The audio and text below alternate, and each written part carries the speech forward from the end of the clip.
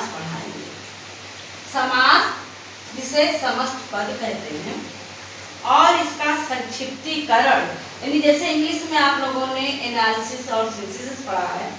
Synthesis means होता है किसी चीज को संक्षिप्त करना, वही चीज है समास में। एनालिसिस विश्लेषण और सिंथेसिस में संश्लेषण। संश्लेषण में संक्षिप्तीकरण और एनालिसिस में विश्लेषण, इसका विग्रह करना।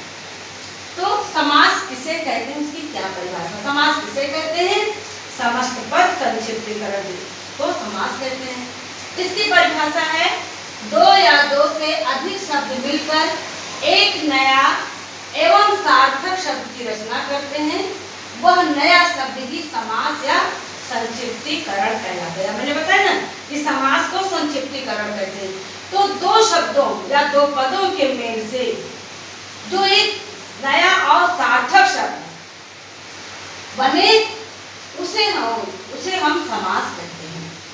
जैसे घोड़े पर सवार, ये घोड़े पर सवार, ये तीन शब्द है।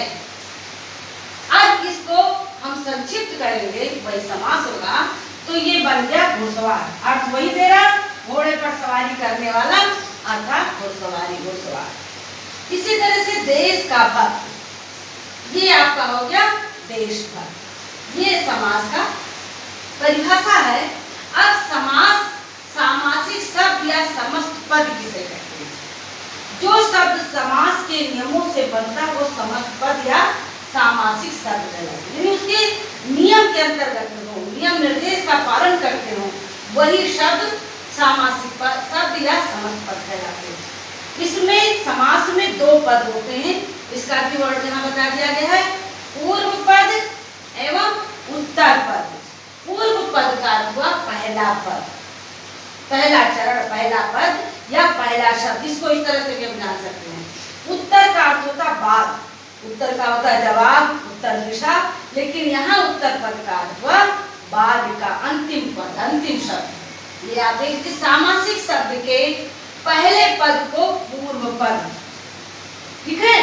सामासिक शब्द के पहले पद को पूर्व पद और दूसरे या अंतिम पद, मैंने बताया ना उत्तर का मतलब अर्थ हुआ बाद या अंतिम, तो दूसरे या अंतिम पद को उत्तर पद कहते हैं। समास में दो पद होते हैं, एक पूर्व पद और एक उत्तर पद। अब समास के भेद, समास कितने प्रकार के होते हैं? समास के भेद और उसके सूत्र भी इधर आपके सामने है, देख लीजिए।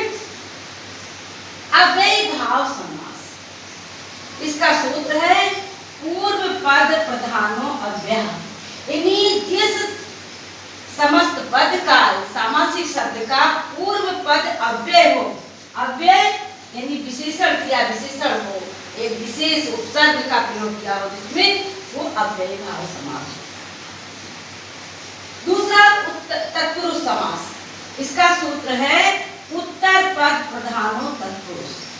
तत्पुरुष समास हुआ है जिसका उत्तर पद बाद का पद प्रधान हो। जैसे देशभक्त, ये देश का भक्त, ये भक्त किसका है? ईश्वर का भक्त है, धन का भक्त है, किसका भक्त है? देश का भक्त है, तो यहाँ भक्त प्रधान है।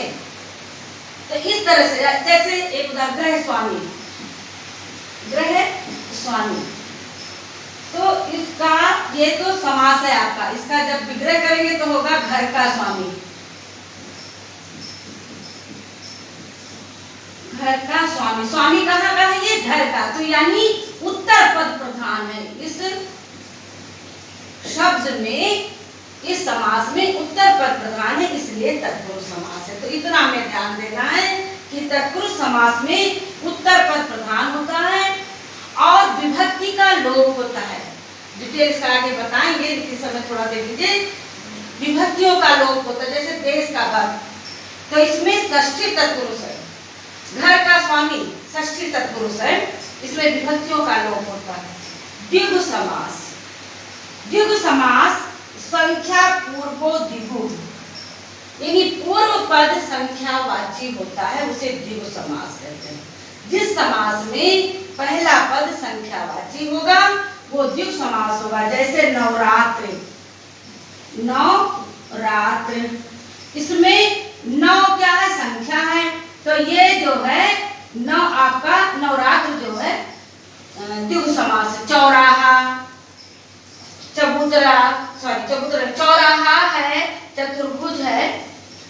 आपका द्विगु समास है। द्वंद्व समास, उभय पद प्रधानो द्वंद्वा, यानी उभय का मतलब दोनों, जिसमें दोनों पद प्रधान होते हैं, दोनों अपने अस्तित्व में होते हैं, दोनों स्वतंत्र होते हैं, उसको हम द्वंद्व समास कहते हैं। और एक और इसकी पहचान करने के लिए चा अर्थ है द्वंद्व।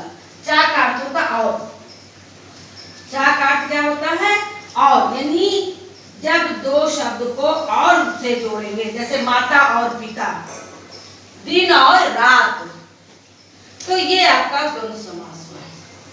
कर्मधारय समास, कर्मधारय समास में विशेष विशेषण बाहुल्यम करना है, यानी इसमें विशेष और विशेषण, विशेष मतलब संज्ञा, यानी संज्ञा और विशेषण एक साथ होगा, संज्ञा और विशेषण एक साथ होगा, उसे हम कर्मधारय समास कहते हैं। जैसे नीला अंबर, नीला धन अंबर, अंबर आपका हो गया, अंबर का मतलब वस्त्र भी होता, वस्त्र होता है जिसे आकाश कहते हैं हम, तो अंबर आपका हो गया संज्ञा यानी विशेष। और इस संज्ञा की विशेषता क्या है, ये नीला है, तो ये हो गया इसका विशेषण।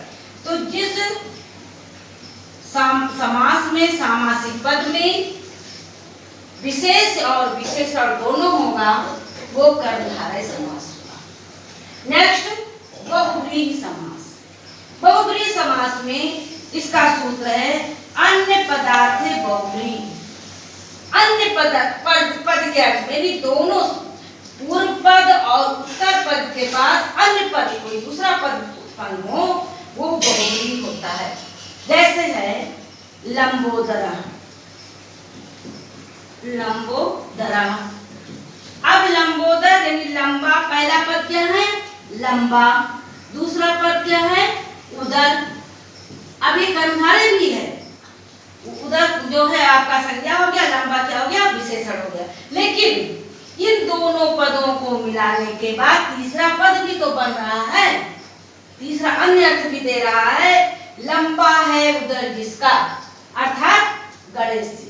तो ऐसे शब्द जिसमें दोनों पद के मिलने के बाद तीसरा पद अन्य पद मिल जाए, वो बहुब्रीहि समास होता है।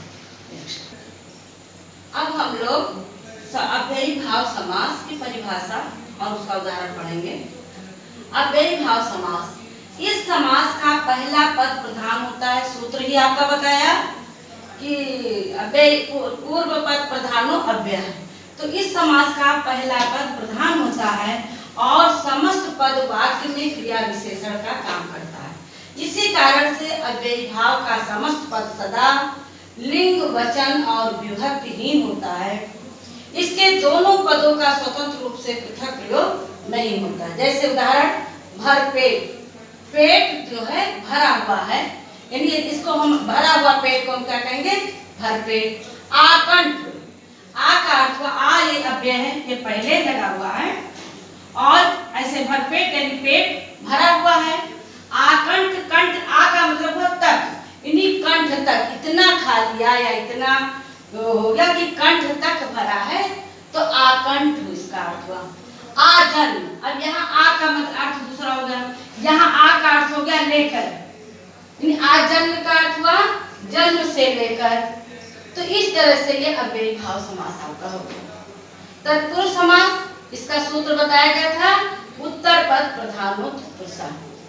इस समास का उत्तर पद प्रधान होता है, समास में विभक्तियों का लोप होता है, और जब विग्रह करते हैं तो सभी सातों विभक्तियों में तत्पुरुष समास बनता है।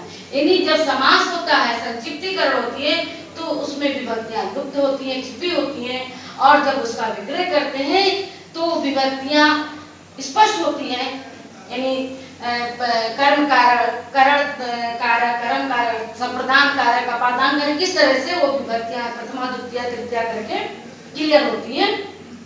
जैसे विद्यालय, जब इसका हमने विग्रह किया तो विद्या का घर, अब विद्या का घर यानी घर उत्तर पद प्रधान है, घर किसका विद्या का, तो इसमें ये कौन सी विभक्ति है षष्ठी विभक्ति, क्योंकि ये चिन्ह का है, तो कर्ता ने कर्म को करण से संप्रदान के लिए अपादान से संबंध कारक के, संबंध कारक है और षष्ठी विभक्ति है।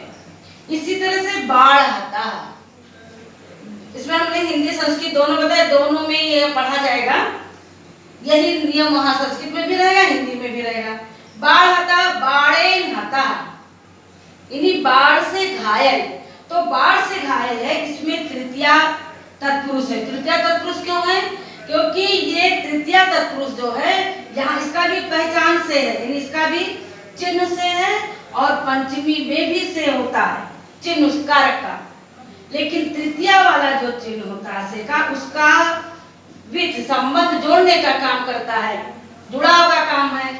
और ये पंचमी का से का अथवा फ्राम, यानी यहाँ विच्छेद अलगाव है। तो बाढ़ से घायल है वो, बाढ़ जाकर के उसको लगा, उससे जुड़ा, इसलिए तृतीया तत्पुरुष हुआ बाढ़ेनता। सर्प भय, इसलिए हमने दोनों के साथ स्पष्ट किया है सर्प भय। अब सर्प से जब भय होगा तो उससे कोई जुड़ेगा नहीं, उससे दूर भागेगा, तो इसलिए सर्पात भया, ये आपका पंचमी तत्पुरुष हुआ। क्लियर? इसी प्रकार से द्विगु समास है। तीसरा समास आपका है द्विगु समास। इसका पूर्व पद संख्यावाची होता है, केवल इसकी यही परिभाषा है कि इसकी जो हम पहचान कर लेते हैं कि इसका सूत्र भी यही बताया है कि पूर्व पद संख्या, जैसे है चतुर्भुज।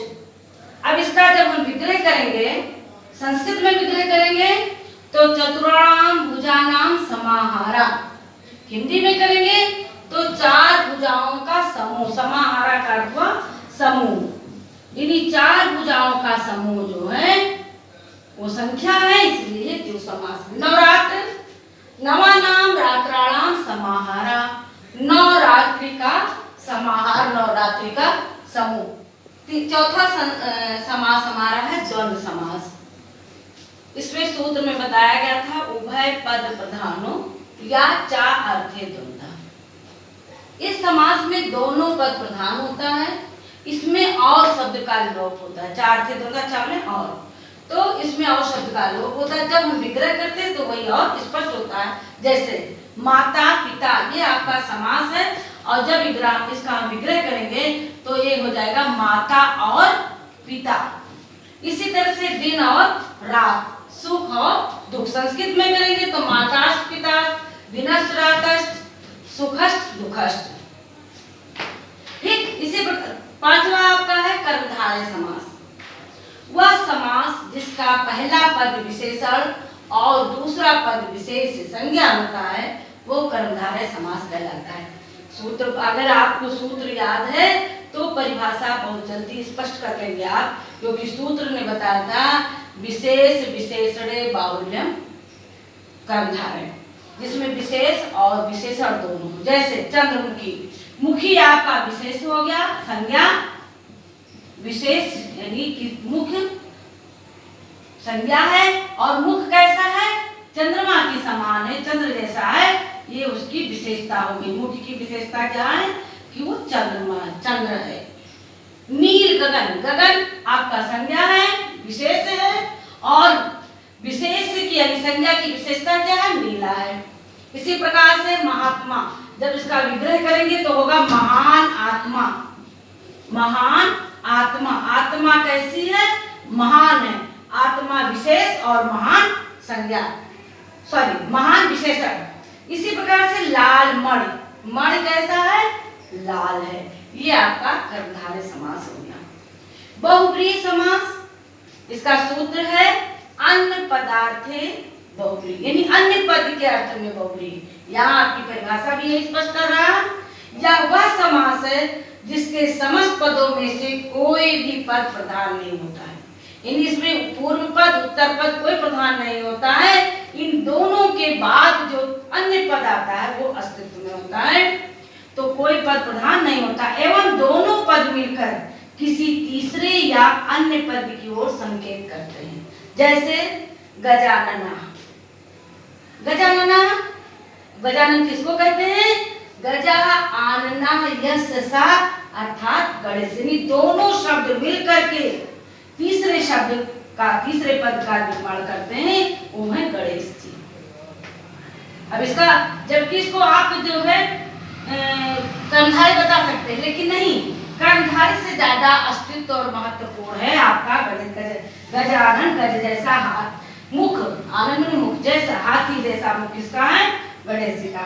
इसी प्रकार से दशानन, अब कहने वाले कहेंगे 10 आनन, आपने भी द्विगु समास बताया है कि संख्या पहला पद संख्यावाची है तो इसलिए द्विगु समास है।